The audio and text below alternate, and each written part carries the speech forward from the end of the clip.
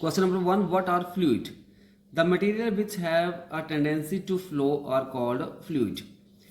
Fluid वो material होते हैं जिनमें टेंडेंसी होती है टू फ्लो, मतलब फ्लो करने की, that is known as the fluid. For example हो जाएगा गैस, वाटर, ऑयल एटसेट्रा और the fluid. Question number 2, define thrust of a fluid. Thrust applied by a fluid is the total normal force exerted by a fluid on any surface in contact with it. जो thrust applied by a fluid वो हमारे पास total force होती है exerted by the fluid on any surface which is in contact with it. Next question number 3, how are fluid different from solid? जो fluid होते हैं वो कैसे different होते हैं solid से? A fluid does not have a definite shape. जो fluid होता है उसकी definite shape नहीं होती है. It take the shape of a container in which it kept. जबकि जो हमारे पास solid होते हैं उनकी definite shape होती है. Next question number 4. What is meant by the pressure exerted by a fluid? जो pressure exerted होता है किसी fluid के द्वारा, उसका मतलब क्या होता है? Pressure exerted by a fluid is defined as the normal force acting per unit area of the contact.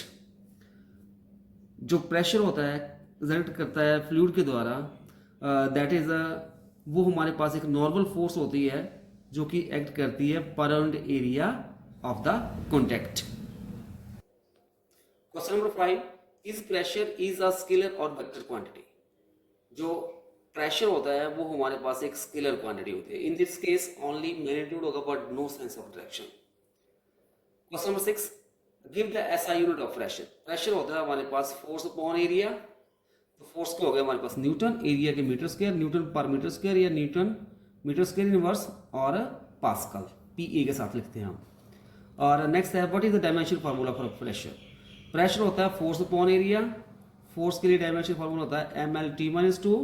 Area it is case of length L square हो जाएगा, इसके साथ एक कट हो जाएगा तो हमारे पास ये बन जाएगा ml ऊपर जाके माइनस पावर 1 T-2. तो ये आ जाएगा डायमेंशनल फार्मूला. नेक्स्ट है question number 8, define relative density. Relative density क्या होती है? The relative density of a substance is the ratio of its density to the density of water. जो रिलेटिव डेंसिटी होती है वो रेशियो होती है डेंसिटी ऑफ सब्सटेंस की to the density of water के साथ. Next question number 9, is density a scalar और अ वेक्टर क्वांटिटी. डेंसिटी जो होती है एक स्केलर क्वांटिटी होती है. Next one, at what temperature is the density of water maximum. जो वाटर की डेंसिटी होती है वो 4 डिग्री सेल्सियस के ऊपर मैक्सिमम होती है. नेक्स्ट क्वेश्चन है question number 11, right the CGS and SI unit of density. CGS unit हो गई डेंसिटी के, क्योंकि डेंसिटी होती है मास पर यूनिट वॉल्यूम. मास के सीजीएस सिस्टम में आ जाएंगे हमारे पास ग्राम और वॉल्यूम के हो जाएंगे सेंटीमीटर क्यूब. सो ये बन जाएगा ग्राम सेंटीमीटर क्यूब इनवर्स. और एसआई यूनिट हो जाएंगे मास के किलोग्राम, वॉल्यूम के मीटर क्यूब, तो kilogram metre cube inverse. Next question, write the dimension of density and relative density. जो डायमेंशन होगा डेंसिटी के वो हो जाएंगे हमारे पास, डेंसिटी होती है मास पर यूनिट वॉल्यूम. मास को हम कैपिटल एम के साथ लिखेंगे, वॉल्यूम हो जाएगा in the case of length तो बन जाएगा L cube. So this is equal to M ऊपर जाके बन जाएगा एल क्यूब इनवर्स.